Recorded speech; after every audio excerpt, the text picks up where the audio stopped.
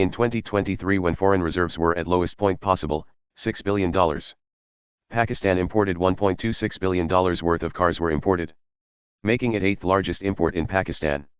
Compare this with exports, which are just merely $1.5 million, and this makes Pakistan ranked as 125th largest car exporting countries. But this wasn't the case of this country, as there was time when it was known for making cheap and quality cars, and even rivaled the automobile industry of India. But what were the mistakes made by Pakistan that went wrong, leading it to either import cars, or import its parts, thus losing a significant amount of revenue? In 1953, Pakistan produced its first vehicle at the National Motors plant in Karachi, established in collaboration with General Motors for the production of Vauxhall cars and Bedford trucks. The same year, Ford Trucks partnered with Ali Automobiles to introduce the Ford Anglia, Ford pickups, and the Ford Kumbai, while Exide Pakistan began manufacturing car batteries domestically. By 1956, Haroon Industries had partnered with Dodge Motors. In 1961, Alwyn Engineering entered the market with precision auto parts, and in 1962, Lamreta and Wazir Ali Engineering began producing the Lamreta TV200 scooter, while Kandawala Industries introduced the Jeep CJ series. General Tyre Pakistan started production in 1963, followed by Hisense with Mack trucks. In 1964, Rana Tractors began producing Massey Ferguson tractors, and Raja Auto Cars introduced the Vespa scooter and rickshaw. By 1965, Jaffer Industries and Manu Motors had commenced operations. The decline of Pakistan's automotive industry in the 1970s happened because the government took over many private companies. This led to poor management, since the new managers often didn't know much about running car businesses. Investment from both local and foreign sources dried up because investors feared their assets could be seized. Without competition, the quality of vehicles dropped, and there was little innovation. The state-owned companies often lost money, needing government support to continue, which hurt the economy. As a result, the industry produced fewer, lower-quality vehicles and struggled to compete in both local and global markets. However, things started to improve in the late 1980s and 1990s when the government began privatizing these companies. This brought in more investment and better management. In the 1990s, the industry saw significant growth. Suzuki increased its ownership in Pak Suzuki, Indus Motors started making Toyota Corollas, and Honda Atlas began producing the Honda Civic. The Pakistan Automotive Manufacturers Association was created in 1994, and the PAP show started in 1995. From 2001 to 2007, motorcycle production increased rapidly, thanks to collaboration with Chinese companies.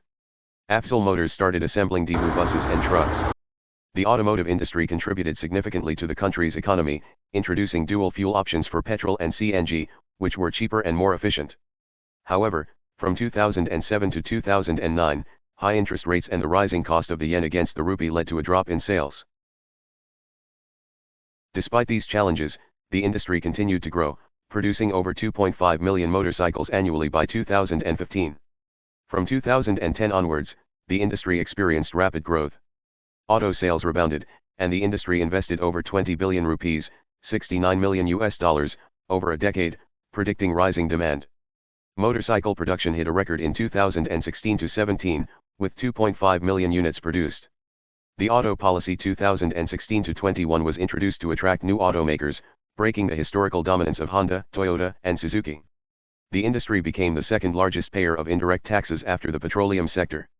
With only 10 cars for every 1,000 people, Pakistan has significant growth potential. Factors such as rising incomes, a growing middle class, and a young, economically active workforce are expected to boost the industry further. Toyota started locally assembling the Toyota Corolla, United Motors began producing a locally made car, and Gandhara Nissan started the production of the Isuzu D-Max in Pakistan. But still there is question why Pakistan imports so many cars despite of falling economic reserves and at the same time export so little. Well, remember the companies that started to produce Pakistan's first local cars. Atom, and Nexus. They failed because no one trusted them. Especially the people who trusted international brands like Toyota, Honda, and Suzuki. Second reason, they were so much behind research and development that the cars produced by them had some quality issues. Now we can make a separate video on it, but just remember, they failed because there was no government policy to help, like giving them some tax benefits or subsidies, and people to support. Which explain why we export so little. India, South Korea, and Japan are example of some countries where their governments introduced laws to support local brands, and similarly the support from the people who trusted.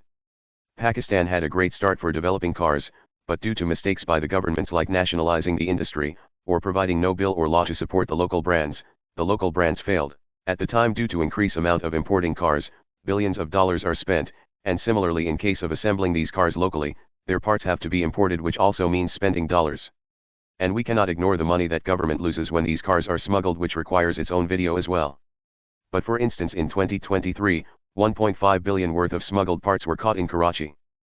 Thank you for watching this video so far. What will happen to this industry, we cannot make any predictions, only time will tell.